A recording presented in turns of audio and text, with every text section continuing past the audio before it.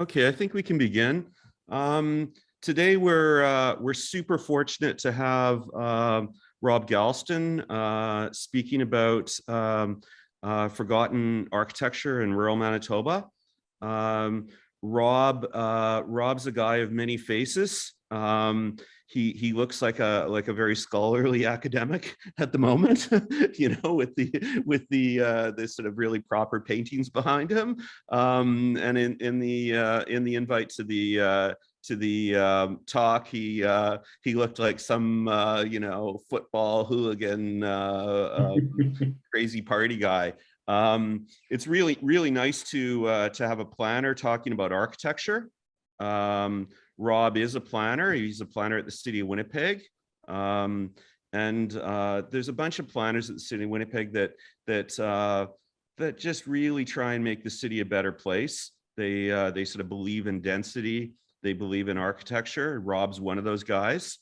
But Rob's also a really sort of smart and independent guy. Sort of there was a singer in a band called the Minutemen by the name of D. Boone, who talked about how he used to play everyone else's songs until punk rock came along.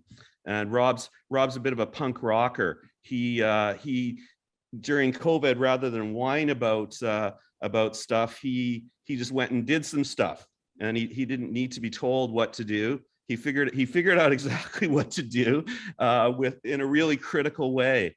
And I think that's amazing. That's sort of a really good lesson for everyone to sort of figure out what you're excited about, get super excited about it, and do like a really great job of doing that thing. And so with that, I just want to warmly welcome Rob back to school, back to give a talk about the thing that he's super passionate about. Thanks, Rob.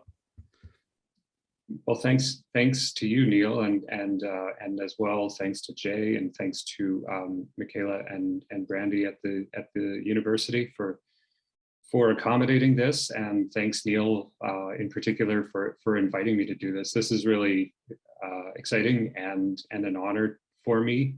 Yeah, it does, in a way, although I'm sitting in my dining room and not on campus, it does feel a little bit like being back at school. I did graduate from the U of M in the upstairs in the Russell building in the city planning studio and the city planning program at the faculty. So it's unfortunate I'm not you know, there in person with everyone here today, but this will do, and I'm happy to be doing this today. So on that note of you know, remote presentations and remote meetings, this presentation, this discussion is a bit of a survey of some of the interesting places, some of the interesting buildings that I've been able to visit, mostly over the last couple of years. When COVID hit 2 years ago, March of 2020, it led to, you know, a lot of staying home, a lot of lockdowns. It really interrupted. Obviously, I don't need to say this to anyone. We've all lived it. Interrupted, you know, normal social life and normal living in so many ways. And so with a little more you know, remote work, remote everything, social interactions, even with family and close friends being limited through so much of it. These trips out to the country were a way to not just go on a vacation at home in your home province, but also to just see something new, get offline, and really enjoy the autonomy of I feel like turning left at this four-way intersection, so I believe I will. And in a time where everything was at best a risk assessment, and at worst was simply not allowed. Just the relative freedom and autonomy of the country road, of the open country road, was a really wonderful thing, and the variety and the interesting nature of so much of our province. This shows what one of those typical country roads looks like. I'll get into a little bit of the history of development of the West and Manitoba, and it all kind of was put on an orderly grid system of rural surveying. So these are the long straight roads that go on forever. This also shows, this slide also shows, this is a real, really exposes my dorkiness, but this shows the ground that has been covered, including within the city of Winnipeg, trips to the beach, trips to Birds Hill Park, but also kind of captures every road that I've traveled down. A lot of this was done by myself. I would take a day off, in the winter or the spring of last year or the year before that, and just plan these little day trips. A lot of this was done alongside my wife, Marissa, and so we would do these trips together. And so, yeah, just a lot of, and I would just also say that the survey of different buildings that this presentation looks at were found not through my own exploration and happening upon specific places, but through doing research before hitting the road, as it were.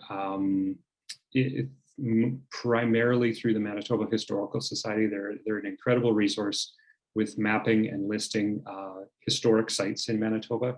And that includes things that are plaques, buildings, structures like bridges, and all manner of things. It's a phenomenal resource that has really helped lay the groundwork for this work. So I really couldn't be showing this scope of things from within our province without that website as an assistance, as a research tool.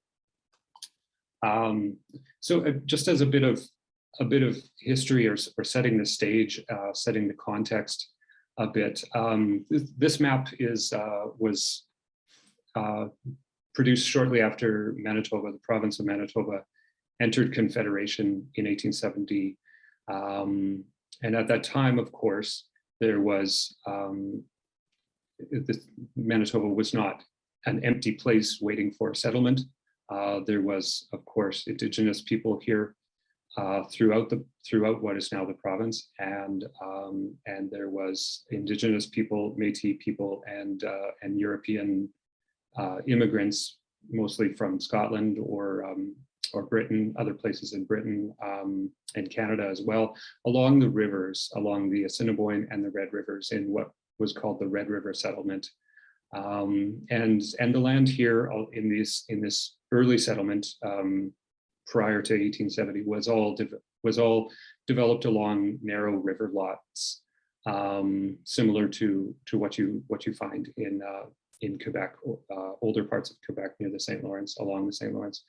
And after Canadian Confederation in 1867, and after Western Canada was given or surrendered to the Dominion government from the Hudson's Bay, who had ownership over what is now Western Canada, including Manitoba outside of the Red River settlement area. It was surrendered to the Canadian government because of Louis Riel. Manitoba, or a small part of what is now Manitoba, entered Confederation as a province, in 1870, and the rest of what is now Manitoba and Western Canada was a territory. And to accommodate settlement within Western Canada after this time, a survey system was established to essentially bring in people and bring in railways and railway companies, train stations, grain elevators, and the like, as quickly as possible and as hassle-free as possible. So a very rigid and orderly system was of surveying was done all across Western Canada, outside of the Red River settlement, where the Red River lots. We still live in river lots here in Winnipeg that have of course been subdivided many times over since then. But outside of here, it was all on a square mile system of townships and sections. And then the sections which were square mile, you can see on this map as these smaller squares were square miles. And within those, they were cut again into quarters. So these were called quarter sections. And that was, many of these were given as homestead grants in order to attract settlers from Europe and from the States and from Ontario and anywhere really, or most anywhere, as quickly as possible. And the kind of regularity of the survey system was done in order to ensure that there was little in the way of land disputes. It was a very orderly system. It was a very decentralized system as well, in terms of, you know, a square quarter mile was kind of the basic unit of land ownership. And road allowances were laid out every square mile, and so this was kind of the basis of settlement in the West. And then with that came the railways and the grain companies, and the Western Canada took on a dramatically increasing economic function. And bringing out railways, and then bringing from Western Canada, bringing crops like wheat out to national and global markets. You see remnants of this as things changed in the 20th century, and business models scaled up and consolidated, and highways replaced railways in terms of shipping things, you know, goods and wheat. The railways, a lot of the smaller, less busy rail lines were abandoned. Smaller local scale grain elevators were abandoned in favor of one large one in the region on the highway, rather than at, you know, every little railway stop town. So you see remnants of this. Not as many. These buildings, you know, often it's hard to rehabilitate a grain elevator for any other purpose, for example. So there wasn't. They're around, but are disappearing. And of course, when another railway or another grain elevator is destroyed by fire or demolition, it often makes the news. So the list of surviving these wooden elevators, for example, is diminishing over time. And the travel and the exploration that I did didn't really focus as much on this kind of building, like what the big companies brought into Western Canada and built. It's very interesting. This train station, for example, it's still standing, you know, some 60 years after the railway was abandoned to Piney. But a lot of what I looked at and was where people were, and what communities built for themselves. This comes through just an interest in that sort of thing, rather than what the old Goldville Flour Mill Company brought into the West and then left there. But with this, just looking at community life and the people that were invited to help settle the West as quickly as possible, there was a rush to bring people in, and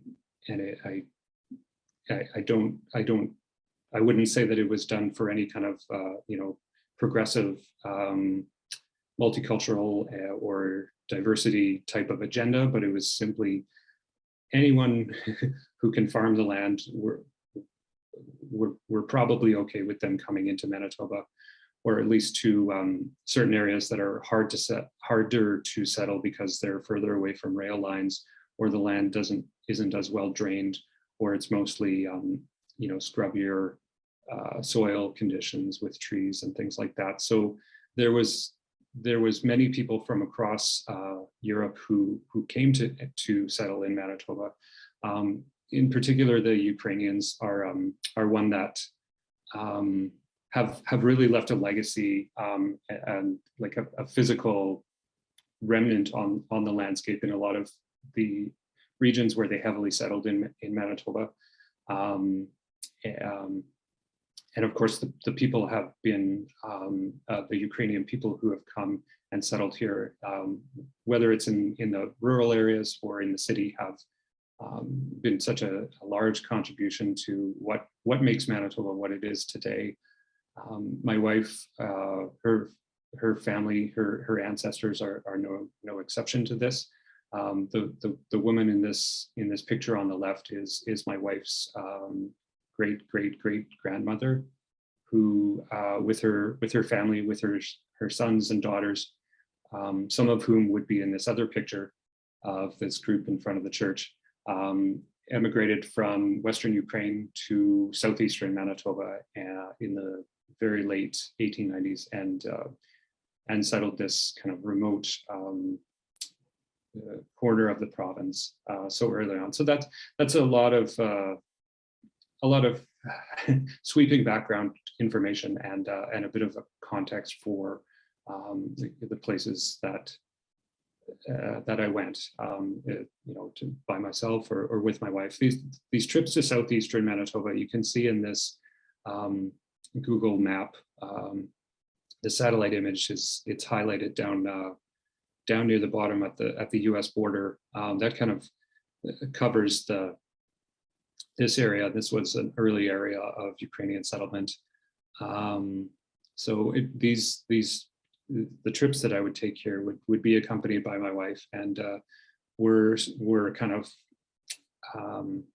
supported in terms of material and context for what should we look at, and what should we be looking for, was more than just what the Historical Society had to say about location of historic sites, or what the University of Manitoba's library's digital collection had about the history of Ukrainian settlement, but also what my wife's grandmothers, who both grew up in this area, what they had to say about life. And so it's been a phenomenal resource to hear from people who lived in these earlier days, not at the time that their grandparents originally came over from Ukraine, but the time of the 1930s and 40s and 50s, when life was much more localized.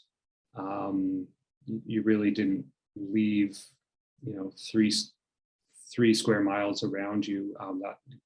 Everything was there: the post office, the stores, the nearest town of any kind, church and recreation facilities, sports facilities, if they existed, and travel by rail. Although there was rail servicing this area, it was rare. Maybe something you did once a year if you needed to leave for some important reason. But generally, your life was highly localized, and so much of that has faded away. Towns like Gardenton lined, had a main street that was lined with stores, but is now it doesn't exist as anything more than residences and a church and a cemetery and a community hall. But as far as the way that people live life, shop and travel, visit people, go to church, go to activities, drive into the city for a Jets game, drive home, is much more decentralized, or it kind of transcends the local.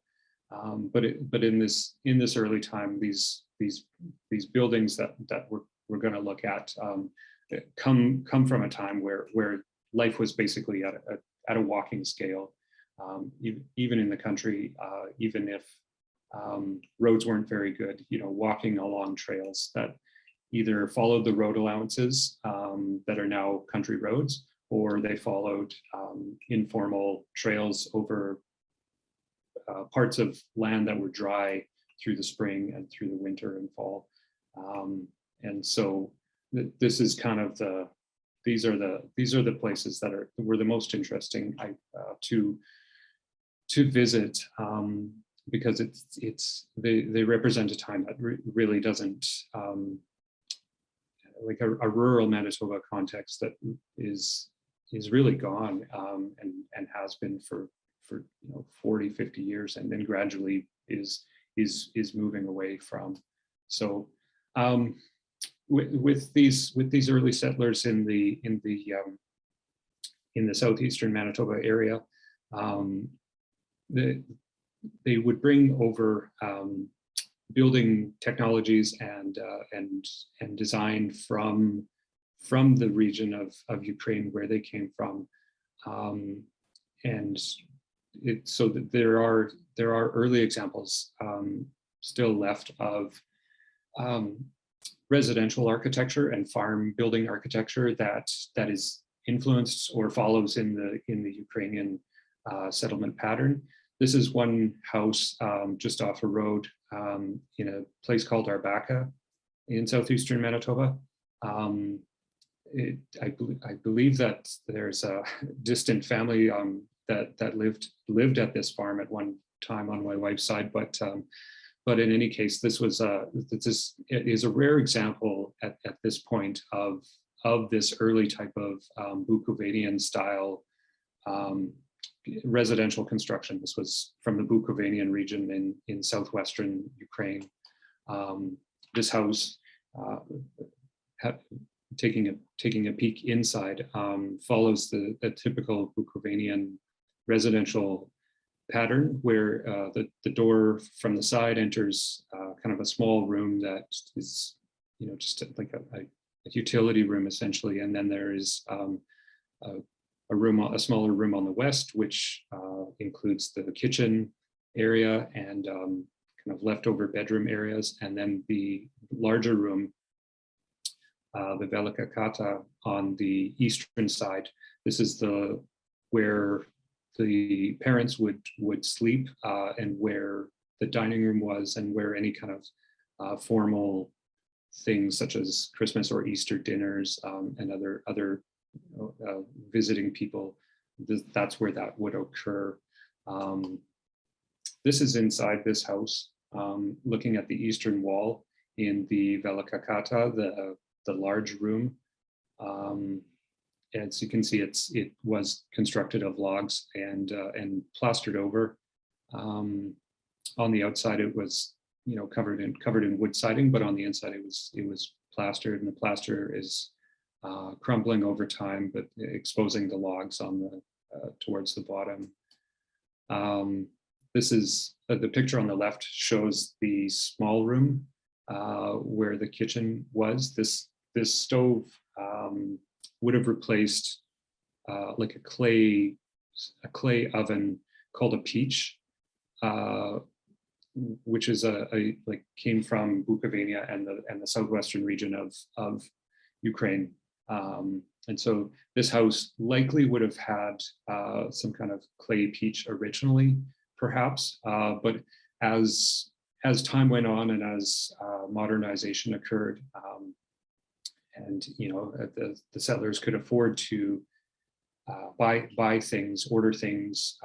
You know, it was replaced by a more, you know, typical of the time Western stove.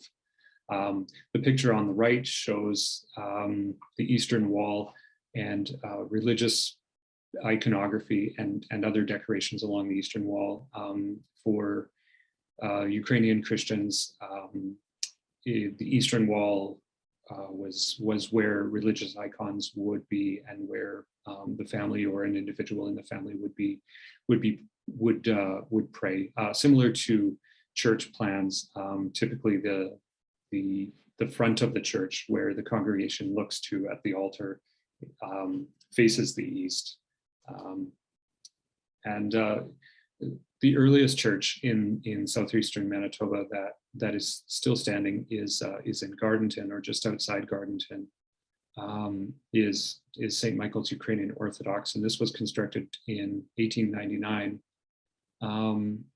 This picture shows it years ago, over 100 years ago, approximately. Originally, there was an entrance on the side, but the front vestibule was constructed early in the 20th century, and so people entered from the back. It, you know, it provided a bit of a coat room and expanded the church somewhat. And yeah, and again, as Neil said, I'm a planner talking about architecture today, so bear with me if I get the architectural terms wrong or mixed up from time to time. Here's another photo of St. Michael's.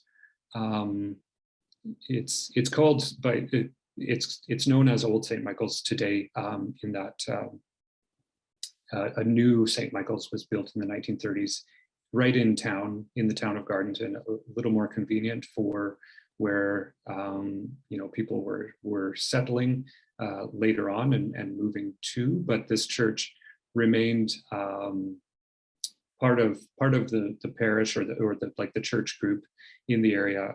Kept this church up, would have services a few times a year out here on certain occasions.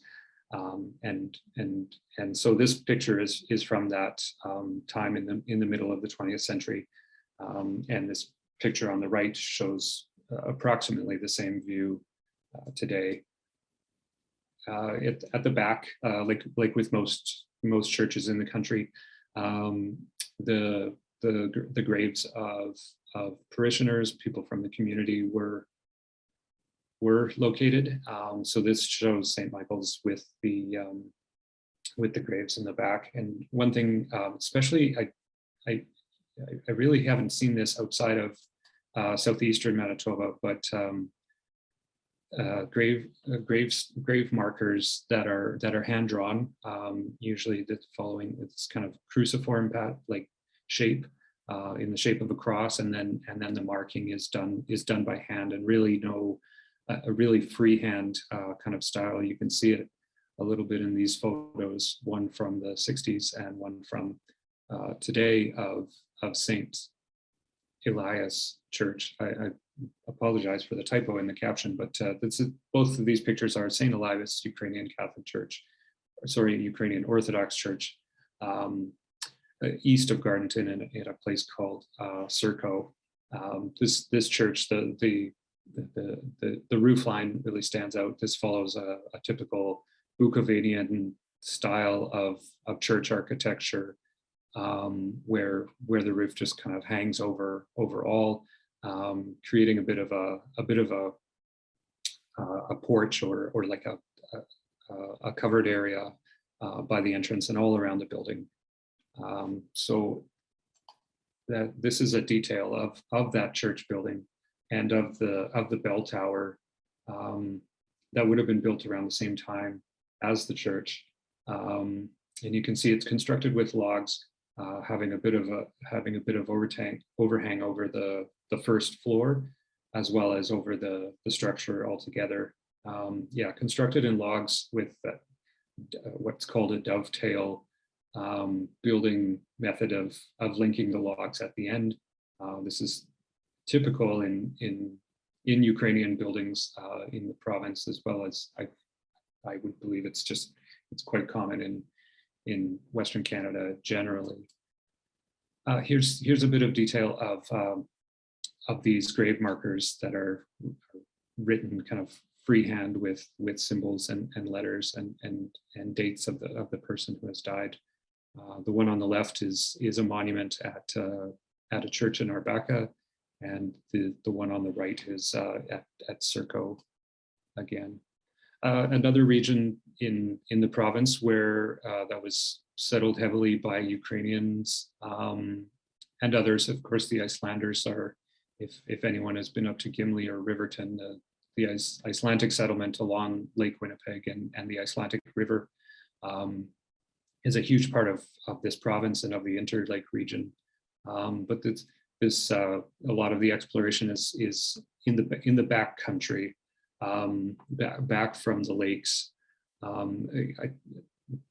Growing up, I lived in Gimli for a number of years as a kid with my family, and my dad would said in hindsight how once you drive west of the airport, the Gimli airport, you're driving back 30 years. He said this in the 90s, and it still does feel that way today. It's a very interesting place to drive around.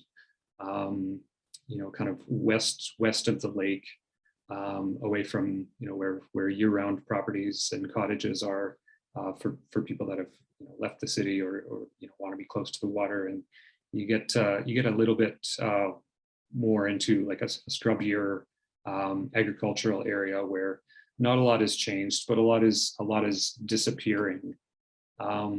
A lot of Ukrainians settled here in this region as well. These are a couple of churches that one on the left is quite old, early in the 20th century. The other one follows in a typical type of construction, like a simple construction and design, but it was built in the 1940s, the early 1940s.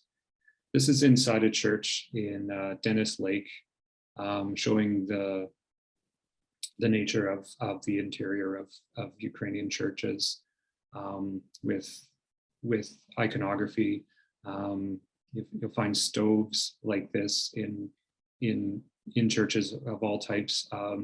These places will now maybe have electricity, but no other utilities, and so they were heated by wood stoves, and no running water or anything like that. And that is an interesting little tip for anyone that wants to do any exploration of churches or areas where there are a lot of churches. Is they always have an outhouse.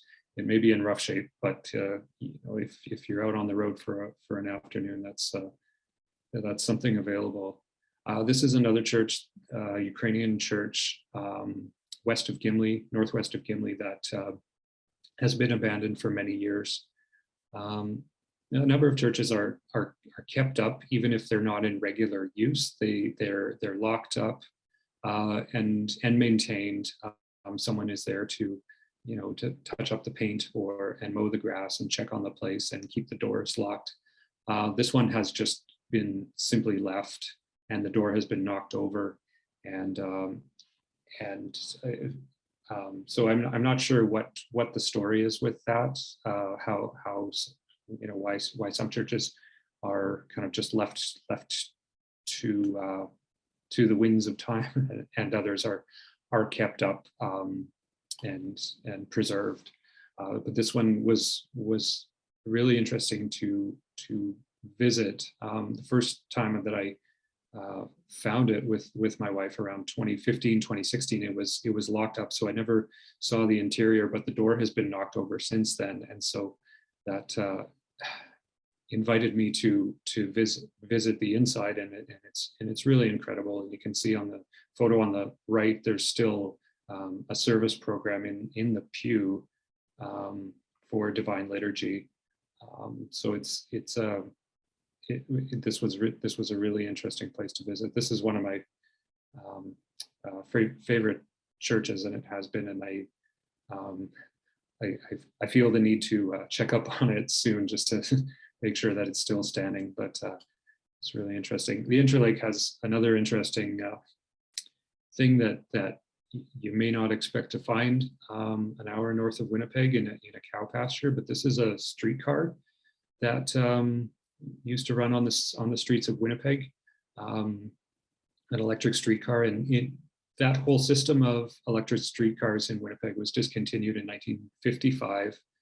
The last of the lines were abandoned, and the entire stock was just sold or given away. Some of these old streetcars were brought up to people's cottages, and they were used as a guest house or a bunkhouse for the kids. Others were used as grain bins, and were modified, and the windows covered up. This one, I don't know if it was ever used for anything else other than it's just sat here, but it is sitting here, and it's crumbling, but it's absolutely preserved. There's still it hasn't been modified in any way to be like a grain bin or something like that. It sits there. I don't want to give its exact location away. This is visiting here was the landowners, the farmers in the area stopped and asked what I was doing. They've had instances where people have tried to dismantle it, take away things with the streetcar company logo or other parts of this. So they really don't want this being highly publicized. But if you are in the area, it's not impossible to find, and they didn't mind the fact that I was just there to take pictures and had an interest in the history of streetcars, and that didn't seem to bother them. But they have had issues with people just, cool, I'm going to bring parts of this home. So that for that reason, I don't give an exact location of this, but this is a really incredible thing to see. Here's a photo of the inside of that streetcar on the left, and as well as a picture of another. I don't believe this would have been the same streetcar, but another image of the streetcars when they were operating as the main way of getting around in the city of Winnipeg. So it was as a Winnipegger with a lot of family on my side who has lived in this city and used to ride the Corydon Avenue streetcar. This was a really cool thing to see in person, in reality. Going to another area where there was a number of Ukrainians that settled in the early days is north of Dauphin in northwestern Manitoba, along the Duck Mountain Provincial Park and north of Riding Mountain Park. And up here at a place called Venlaw is a place that is preserved as I believe it's operated as a museum. The Negrich Homestead, the Negrich family came from the Carpathian Mountains of Ukraine to this area and settled, and it's a remarkable thing that over time, over the 20th century, the family, a couple of their children stayed on the farm and kept the buildings as they were, as a way to honor their parents who had by that time passed away, and the Ukrainian methods of farm construction and design. And so they kept up the buildings as they were, long after other farmers understandably would have upgraded to a more convenient system of barns that a tractor could fit in, for example, or just things that you didn't need to patch up between the logs every year or two. But so I highly encourage searching out the Negrich Homestead. It's operated as a nonprofit museum through the warmer months, and it's just incredible to see a collection. Unfortunately, I don't have a lot of pictures of it today, but this one on the left is a bunkhouse on the property, but it's just a wonderful collection of early farm buildings and an early farmhouse all in their original setting. It's not contrived as like a pioneer museum where they move in one schoolhouse and one farmhouse from miles apart and plunk it down and outside of a town. But this is all in its original setting. It's a beautiful setting in a bit of a valley north of Dauphin. This other barn is one that's near there, sitting on an abandoned farm area, but employs that same log type of construction, and so that was neat to find that. This is inside that bunkhouse at the Negrich Homestead, and you can see in the photo on the right the peach or the oven. It's the Ukrainian word is peach, P-I-C-H. Was built of clay, and that was where it served the purpose of in the bunkhouse. It was essentially the summer kitchen, so it kept the main house cooler because it wasn't having to, bread wasn't having to be made in the house, heating up the whole house through the summer months, and it was out here that cooking would be done. And some of the boys of the Negrich family would live out here in the bunkhouse as well. But the peach was kept, and it kept the bunkhouse warm through the winter months, and is still here. And it's probably one of the only remaining ones in Manitoba, and it's really incredible to see. There's my wife bending down to get through the doorway into the bunkhouse, so gives an example of the scale of things in there. And it's just, it's an incredible building to be inside of. This area north of Dauphin just has a wealth of church buildings, Ukrainian church buildings, a lot that are in excellent condition, and are being kept up, are being used. Maybe not so much over the last couple of years, but are still in use from time to time, and a number that are have been left and are in a state of disrepair. This one here is in pretty good shape, but a number of ones that we'll look at here in a second are really fading away. I think that was just it was really interesting and really. I appreciated being able to see these places. I feel like another 5-10 years that there's places that I've covered in this presentation that will just not be here anymore. And you'll notice this is a lot of churches, Christian churches, Ukrainian churches, and then later on we'll look at Protestant churches like Anglican or Presbyterian denominations. But during the pandemic, I do regularly attend church, but during the pandemic, of course, that wasn't really an option. And so visiting churches, especially when they were open to the public to visit inside, was a really meaningful thing for me. And as well, they're the type of buildings that have lasted like so much, and are in such a great quantity now. A lot of other buildings, such as commercial buildings, stores, and schools have disappeared over time because they really don't have. Once their usefulness has run out, they don't really have. There may not be much reason to preserve them unless a historical group comes in and makes the effort.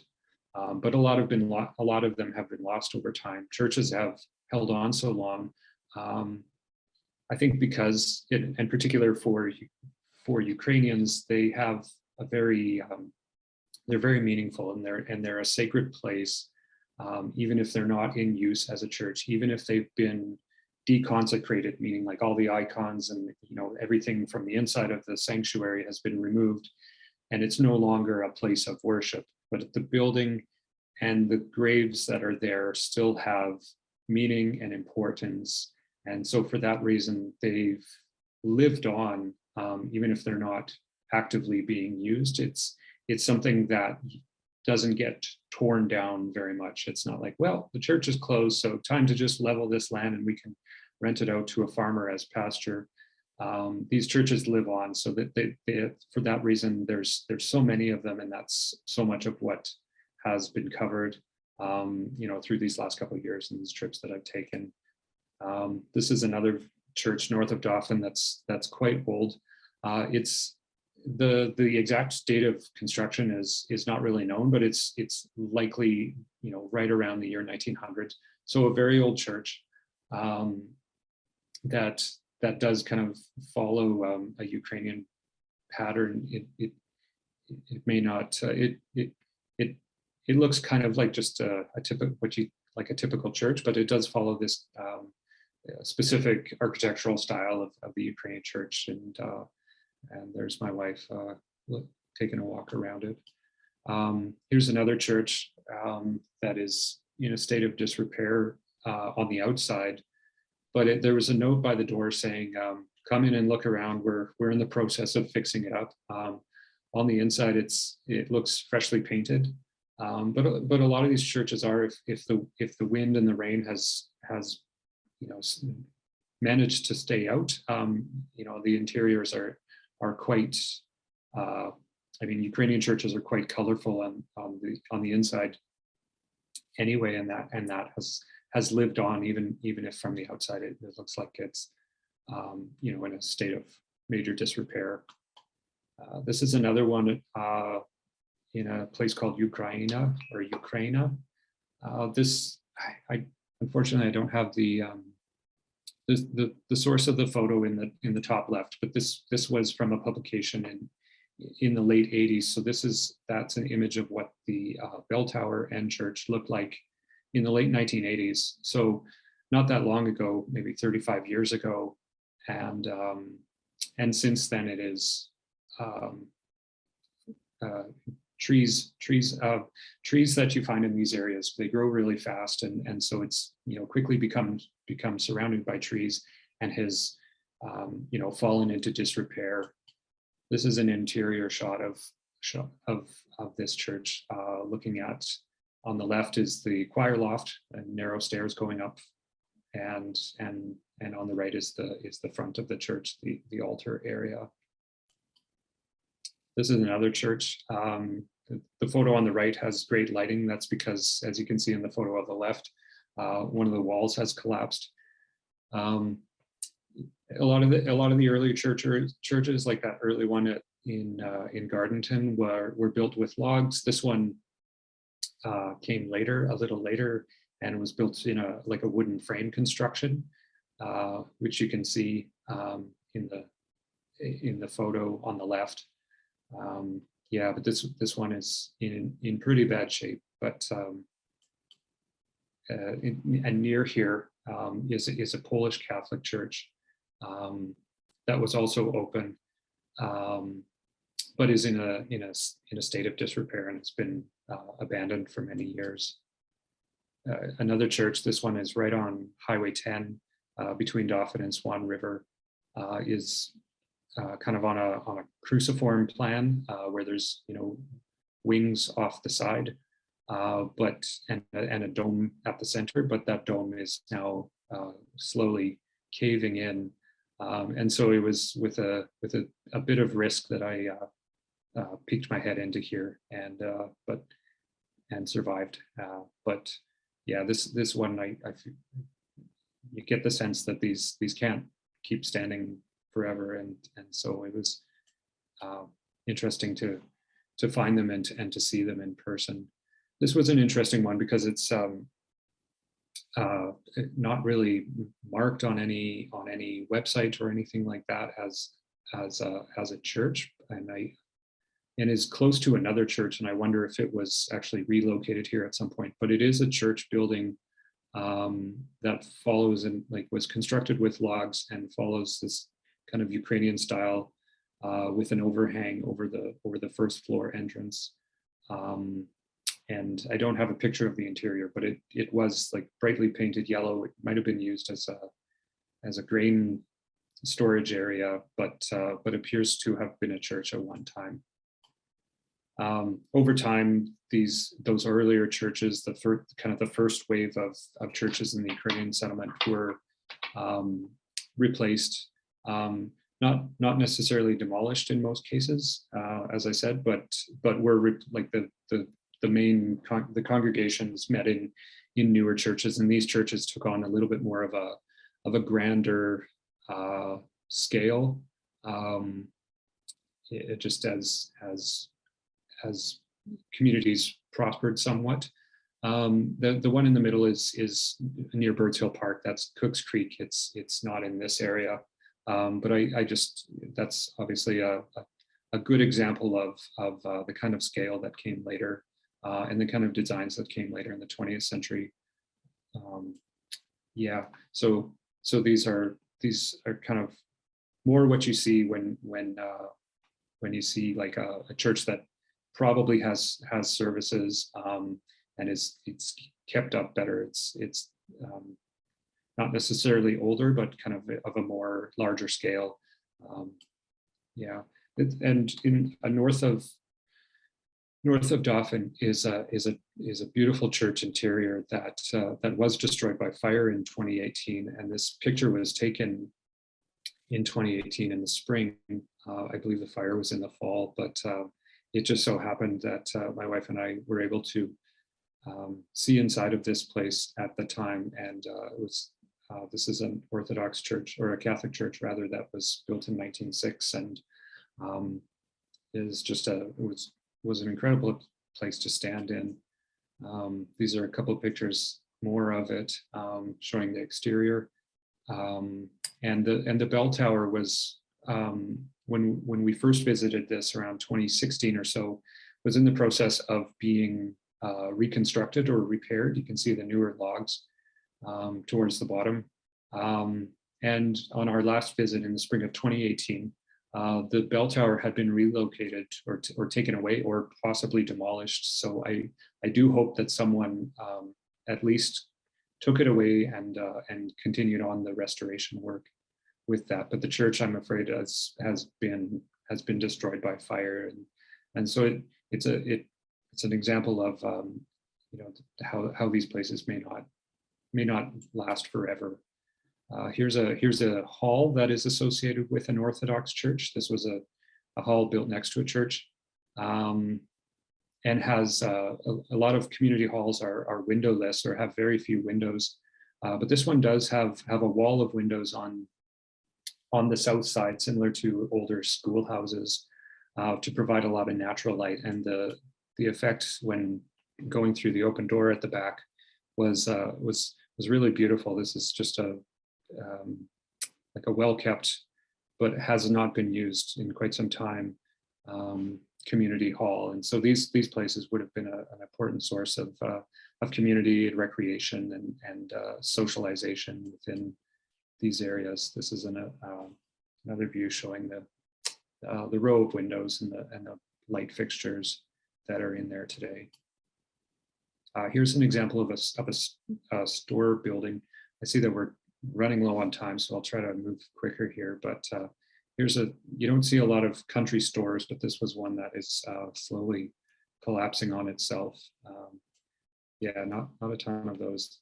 This is a church, not in the northwestern area around Dauphin, but on the way out to the White Shell and to Lake of the Woods. This is in Spruce Siding, just kind of in a remote community, but again shows that kind of vibrant color of a Ukrainian church interior, as well as on the exterior. Southwestern Manitoba, we're getting into an area where churches and other buildings were built with fieldstone. The stones, like there wasn't really, in early settlement times, there wasn't a ton of other building materials that were available to build with, but stones that were deposited and dragged here by the receding glaciers at the end of the Ice Age provided material that was readily available, and has made these kind of colorful, multi-textured structures. This is one example of a very prominent family that had a farmhouse and a granary. North of Vernon, this is a much more prosperous agricultural area, and this is a church south of Manitou, which also was constructed with fieldstone, as you can see. And this was designed by Charles Wheeler, who was an early Winnipeg architect who designed the Holy Trinity Anglican Church downtown on Donald Street by the library. This is another example on a much more modest scale of a Methodist church constructed in fieldstone. The interior is a little less ceremonial or ornamental than what you may find in a Ukrainian church, but they do have the organ on the left, on the right side of the photo, still sitting there. This is a Presbyterian church near Vernon, also with fieldstone, and like the Ukrainians, they took the people that would have settled here from Scotland or Britain, would have taken the construction methods and the design ideas from where they came from. So this would have been familiar somewhat to a Scottish settler. This is the Presbyterian Church in Griswold. It's kind of similar idea, a little bit more elaborate, and is quite well kept. This is in the town of Vernon. This is an Anglican church. This is a very pretty church that is constructed in fieldstone and shows the Church of England type of style that you may find in a rural parish in England, transplanted here to Manitoba. These are interiors of Anglican churches, throughout Western Manitoba that are, varying in terms of their scale and again, you see the stovepipe on the left. This is how those churches were heated in the winter months. This is an Anglican church at Pembina Crossing, and then a very small Methodist Chapel near Delta Beach and the Delta Marsh north of Portage la Prairie. There was also industrial buildings that you see, but there's not a ton of them, or they're not accessible to the public. Like there's a brickworks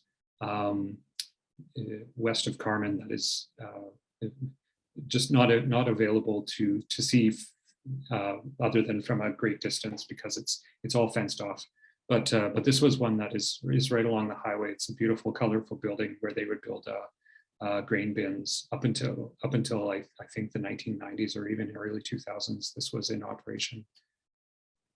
There's recreation buildings, sports buildings. This is a curling rink north of Carberry that was built in the 20s. They probably had about two lanes of ice at one time, but you see the great length of the building, and in more recent times it would have probably been used as storage for grain or machinery.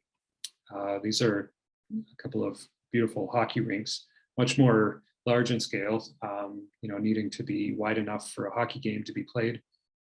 So the interiors are soaring. The one is in Griswold is in pretty rough shape. It was built in the 20s, and the one on the right is in Poplar Point. And if any hockey fan is watching along, this is where the Hextall family, Leah Hextall is a hockey player and sportscaster nowadays, and her father and grandfather and uncles and so forth were kind of this well-known Manitoba hockey dynasty, and so this is where they play in this beautiful rink, or would have played. There's also community halls where drama and socials and parties and weddings and other life events would have occurred. This is a hall in the Pembina Valley at a place called Mowbray. And this is the interior. It shows the stages still decorated. The artist signed their name. I think the year was 1956 at the bottom corner of this stage set painting on the stage. And then the picture on the left shows the back of the hall and the canteen window where you'd line up and you'd get your soda and your Hawkins cheesies or whatever you'd be buying at a social or other event at these kind of halls. So that's kind of it. This is another picture of that kitchen area at that same hall, looking out to the Pembina Hills. And I guess I'll close with a couple of tips, I guess, that, you know, for anyone that's looking to do this, you know, whether it's like you know, just I'm bored and I want to kind of look around at cool things, or I'm looking at, you know, studying folk architecture from, you know, Western Ukraine for my you know, studio work or whatever.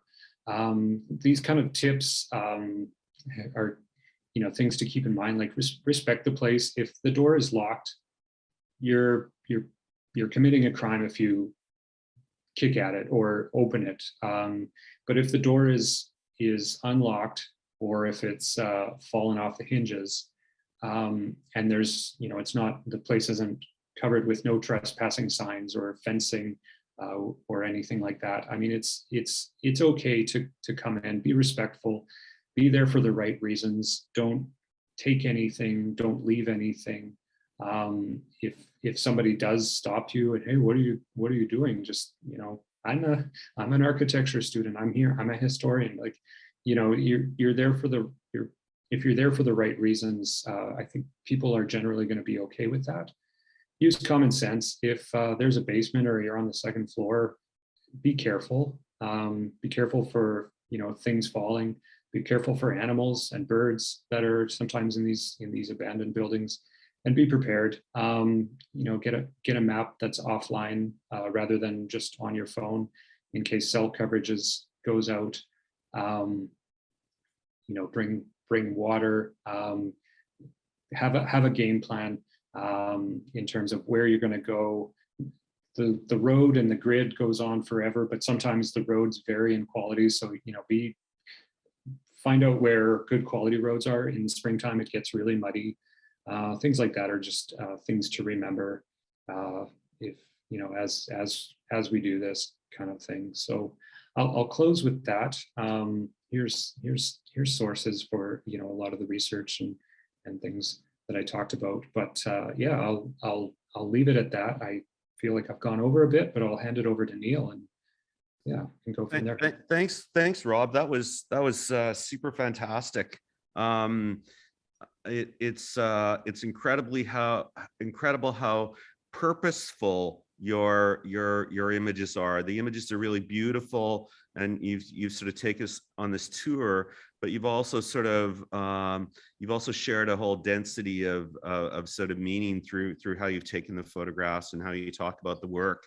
I can't help but think of Stephen Hall's pamphlet Architecture, Rural and Urban Housing Typologies, and can't help but think about how this sort of simple, specific architecture that you show isn't worthy of some drawings and some kind of further work to somehow to share and to inspire and to somehow record where things have come from. But yeah, no, that was super fantastic. I think maybe what we should do is, if there's any questions that people could ask them now.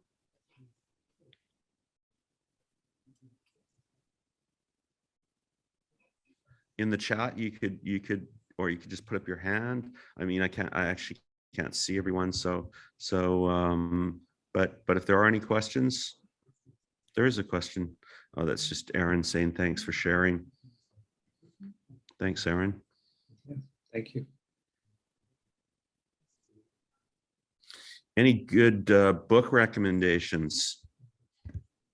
Well, I've got in my sources here. Well, first of all, the Historic Society has a lot of these sites, like, you know, a little page with information and location for sites. But the University of Manitoba has a collection online called Manitobia, which has all kinds of local histories. So you know, you find these, you know, things that were published by an old timer in the 60s or 70s, and they flesh out a lot of things that what life was like on the ground at the time. And I remember my father, and we'd have to like walk through the mud and those types of things. The work of this, in particular, he's covered so much, and I believe he's retired now. But John Lear, he was a geographer at the University of Winnipeg. He's got a book on, and I forget the name of the title, but he published a book several years ago on the Ukrainian settlement in Manitoba, and it's a rich source of information, both in terms of speaking with people who grew up in the area, like oral history, as well as really getting into the weeds of geography and subdivision and settlement and those types of, like, the natural geography and the human geography that emerged in these areas. So books by John Lear are great, like are an incredible source of information for sure. Are there any other questions? I found it the lens by which you sort of clearly or articulately sort of describe the projects that you're seeing is quite unique and super nice. I think that you should put out a book on this stuff. I think the sort of planning background and the sort of land use and stuff, and then the architecture itself, I think it really merits more than a sort of recording, but some kind of analysis. I think you should really think about some kind of publication. It would be fantastic. Yeah, thank you. And I mean, like within an hour, there was a lot of photos that I wanted to cover, but there's certainly an opportunity to really get into the context and deeper into the layers of these places and things. So yeah, thank you for that. Okay, well, if there's no more questions, then thanks, Rob. That was fantastic. Yeah, well, thank you for having me, and thanks all for listening in and watching along. This has been great. Okay, thanks.